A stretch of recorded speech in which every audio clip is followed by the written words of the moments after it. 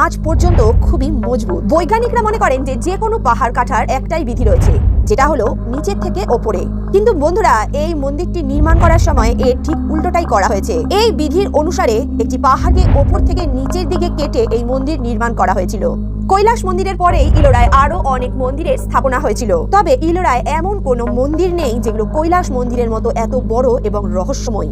কিছু বুদ্ধিজীবী এবং বিদ্বানরা মনে করেন যে কৈলাস মন্দিরের নির্মাণ প্রায় 1200 বছর আগে করা হয়েছিল, কিন্তু 1000 বছর আগে নির্মিত এই মন্দির, যাকে শুধুমাত্র একটি পাহাড় কেটে তৈরি করা হয়েছিল, তার কোনো বিশেষ নথিপত্র মেলেনি। এই মন্দিরের এক্সাক্ট সময় বলা যায় না যে এই মন্দিরটি আসলে কবে বা কখন নির্মাণ করা হয়েছিল, কারণ এমন প্রক্রিয়া বা এমন বিধিতে তৈরি মন্দির আর দ্বিতীয় নেই। এর থেকে বড় রহস্যময় ঘটনা হলো এই মন্দিরের নিচে একটি বড় শহর বিস্তৃত ছিল, যেখানে একটি সুড়ঙ্গ অতিক্রম করে যেতে হয়। বৈজ্ঞানিকরা মনে করেন এই মন্দির কোনো সাধারণ মন্দির নয়, এই মন্দিরে অনেক রহস্য লুকিয়ে আছে।